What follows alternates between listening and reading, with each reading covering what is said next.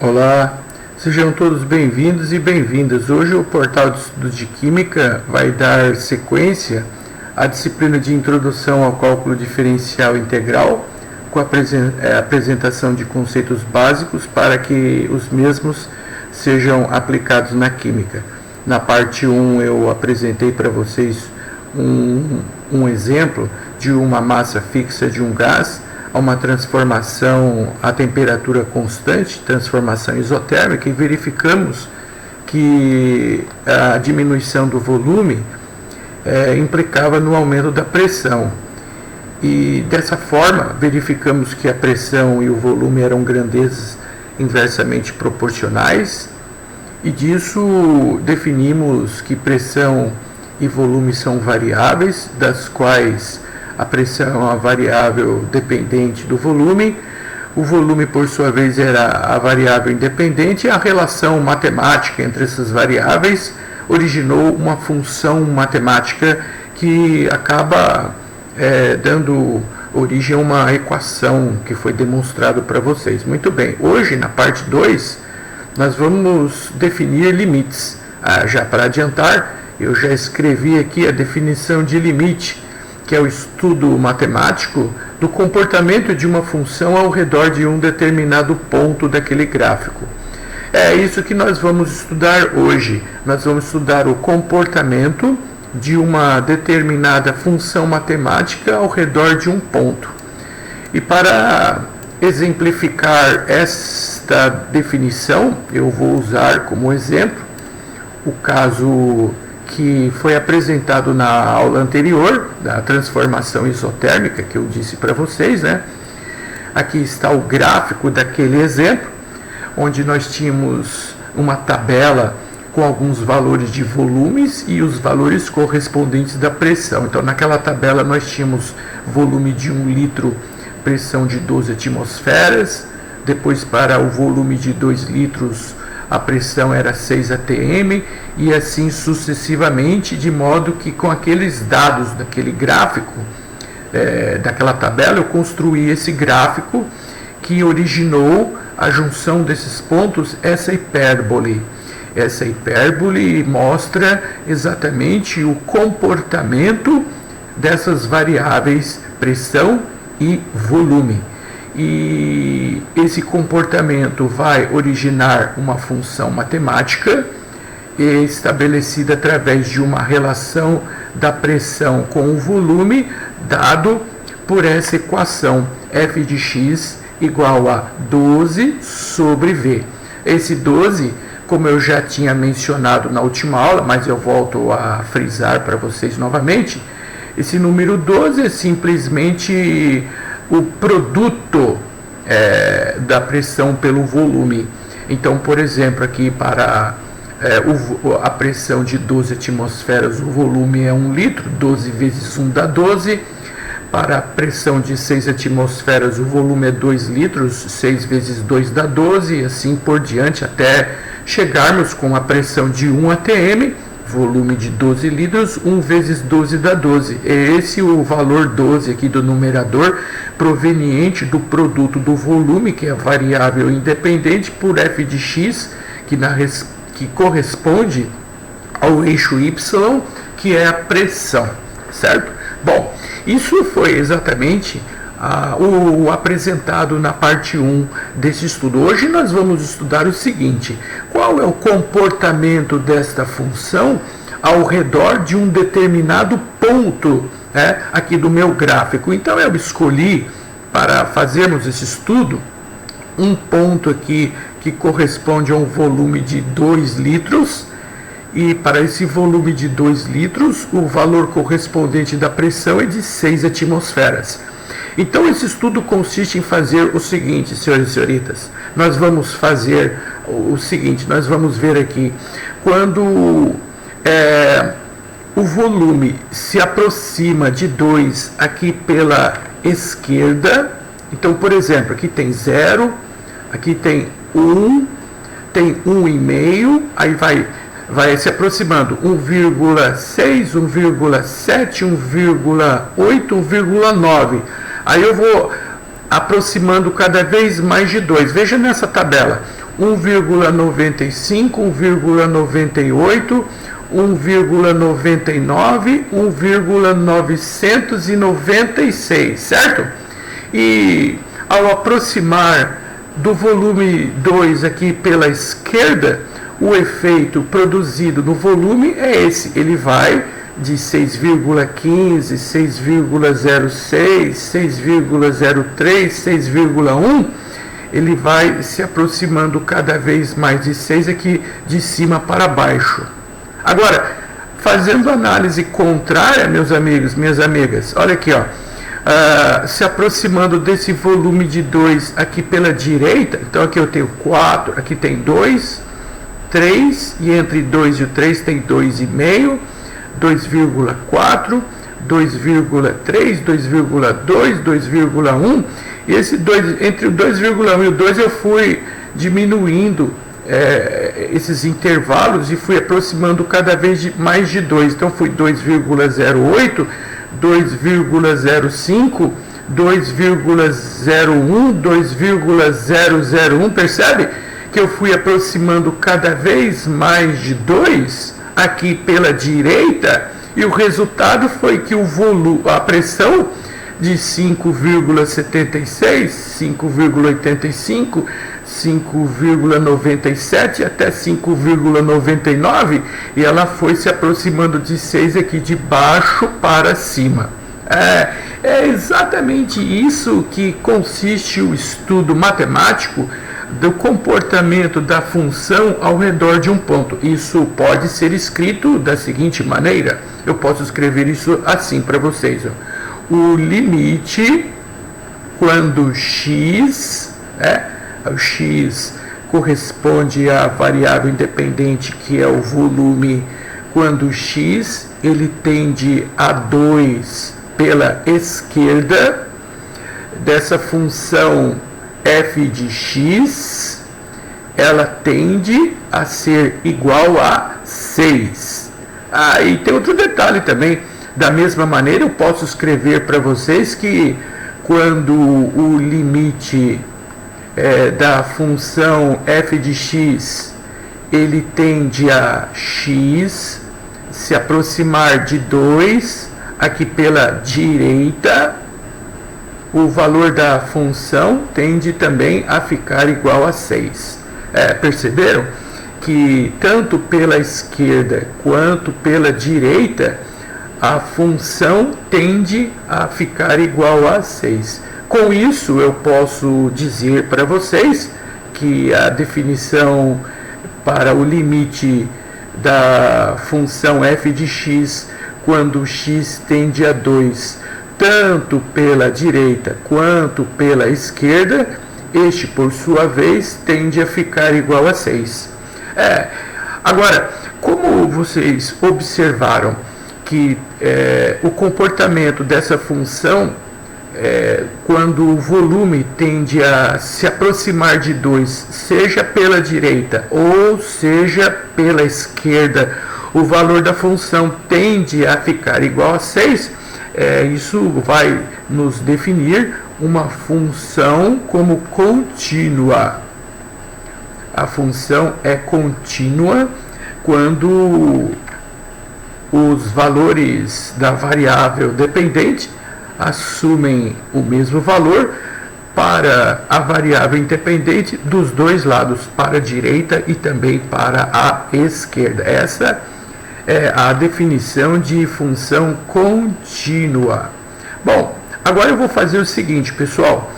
Eu usei este exemplo, que foi o mesmo aplicado na aula da semana passada, mas agora eu vou fazer o seguinte, eu vou colocar para vocês outros exemplos matemáticos para que nós possamos amadurecer esse conceito de limites, tá bom? Eu vou pegar aqui alguns exemplos para ilustrar isso aqui para vocês. Tá, aqui está. Vamos pegar aqui esse primeiro exemplo desse gráfico que corresponde a uma função matemática, tá? E aqui nós percebemos o seguinte, aqui nós temos o eixo x, que corresponde a variável dependente, e aqui está o eixo y da variável dependente. E aqui o nosso estudo está ao redor desse valor igual a 6. E quando esse valor for igual a 6, vamos analisar o que acontece quando ele vai pela esquerda e depois quando ele vai pela direita. Muito bem. Então, primeiramente, quando esse valor da variável x tende a 6 pela esquerda, nós verificamos que o valor do eixo y ele tende a ficar igual a 7. Vou escrever isso agora matematicamente falando. O limite da função f de x, quando x tende a 6 pela esquerda, o valor dessa função é igual a 7. Agora vamos fazer a análise aqui, meus amigos e minhas amigas, do contrário, do valor tendendo a 6 pela direita. O valor do f da função quando x tende a 6 pela direita, o valor da função correspondente ele tende a valor 8. Essa bolinha aberta significa que ela não é contínua nesse ponto. E aqui essa bolinha fechada significa que essa função ela está sendo exatamente igual a 8 a partir desse ponto para a direita. Vou escrever isso matematicamente falando. Então eu posso dizer para vocês que quando o limite da função f de x para x tendendo a 6 pela direita, isso é igual a 8. Então, que conclusão nós podemos chegar, já que o limite da função f de x de 6 para 6 pela esquerda e para a direita não são iguais. Então nós podemos concluir o seguinte. Então, eu posso concluir o seguinte, que não existe limite da função f de x quando x tende a 6, porque são valores diferentes, vocês perceberam?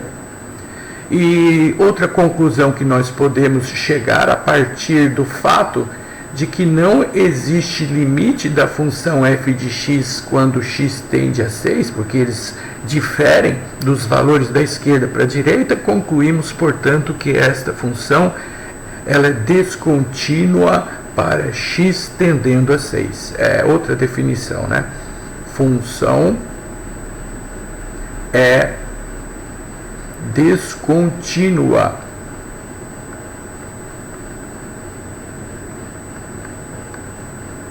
para x tendendo a 6, certo?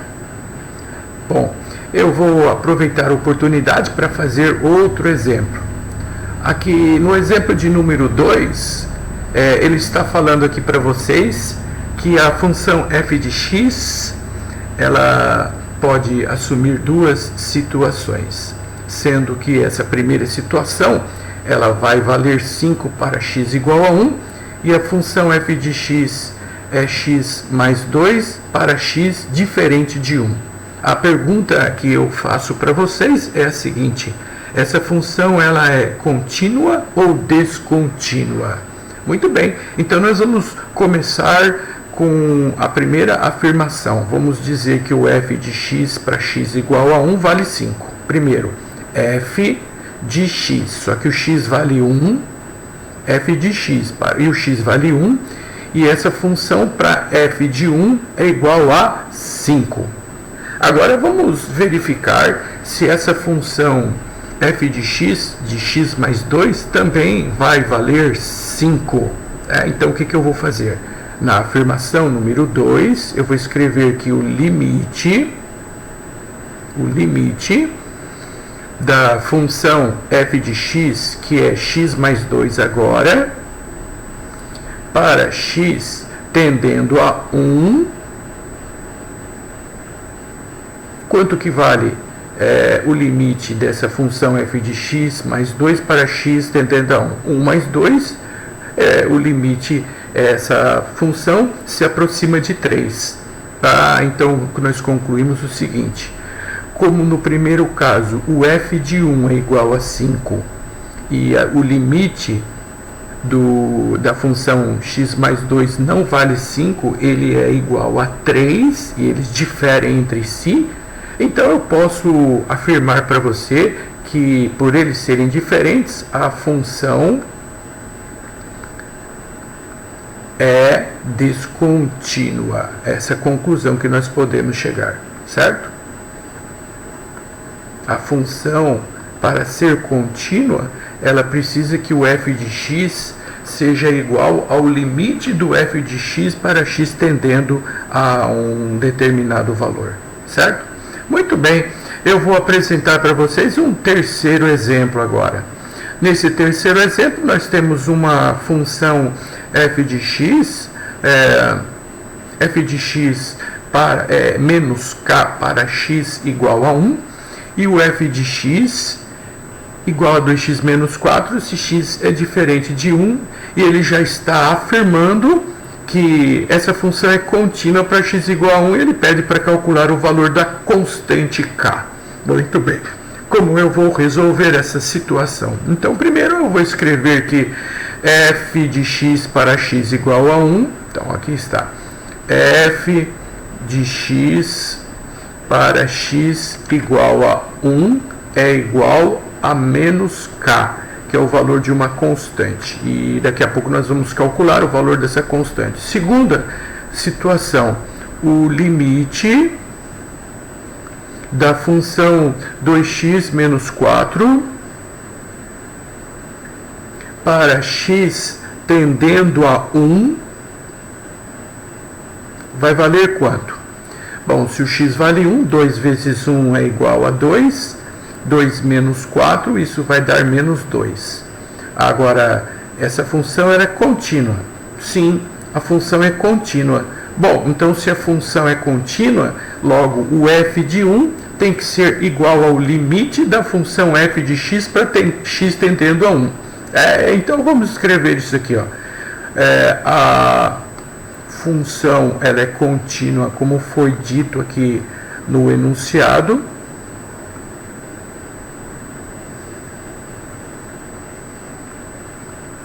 Logo, podemos concluir que o f de x é igual ao limite da função f de x quando x tende a 1. Opa! Se nós temos aqui uma igualdade, se o f de x é igual ao limite da função f de x quando x tendendo a 1, com isso eu posso igualar e colocar que o f de x é o menos k. Isso vai ser igual ao limite da função f de x tendendo a 1, que isso foi calculado aqui, é igual a menos 2. E essa igualdade eu posso multiplicar por menos 1, e com isso encontramos a resposta do nosso exercício, e o valor dessa constante é k igual a 2. Certo? Estão entendendo, senhores e senhoritas? Então, o limite é simplesmente o estudo matemático do comportamento de uma função ao redor de um determinado ponto.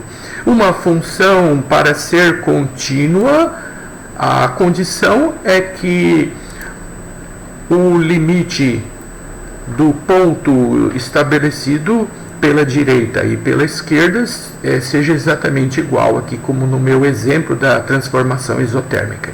Mas, nesse outro gráfico de uma outra função, percebemos que o limite dessa função para o x tendendo à esquerda, pelo 6 é 7 e pela direita é 8. Eles diferem e, por esse motivo, a função é descontínua. Com isso, desta maneira, nós vamos agora definir matematicamente limites. Então, digamos que eu tenho aqui um gráfico y da função dependente, da variável dependente da função em função do x. O x aqui eu vou colocar um ponto genérico A, que corresponde ao eixo y, a um ponto genérico L. E aqui, exatamente sobre este ponto, nós podemos dizer que essa função ela é contínua, pois o limite dessa função tendendo a A pela esquerda e para a direita dos dois lados, ele tende a L. Bom, primeiro eu vou dizer para vocês o seguinte, que a definição para que esta função seja contínua quando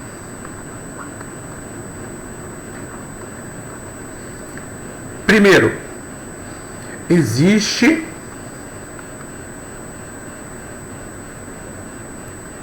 o f de A, existe a função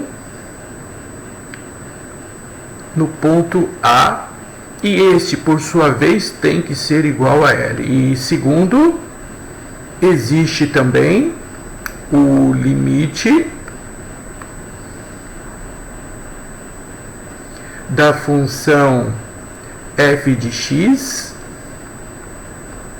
quando x tende a A, seja pela direita ou pela esquerda, e que o f de A seja igual ao limite do f de x tendendo a A.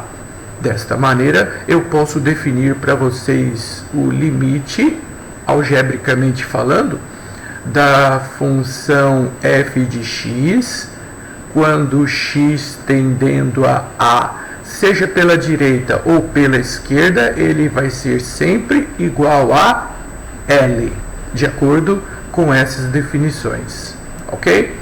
Senhores e senhoritas, essa primeira parte referente à definição de limites, eu deixei separado para as propriedades do limite, senão essa aula ia ficar muito longa e ia cansá-los. Então você pode assistir essa videoaula em duas partes. Nessa primeira parte, na definição matemática do limite, o que é uma função contínua e descontínua, e aí eu vou deixar para uma parte 3 a videoaula referente às propriedades do limite, ok?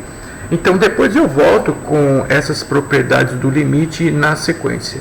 Muito obrigado a todos pela atenção e se vocês quiserem, acharem interessante, continuem assistindo a sequência das aulas referentes à introdução ao cálculo diferencial integral com a aplicação em química. Muito obrigado, até a próxima oportunidade.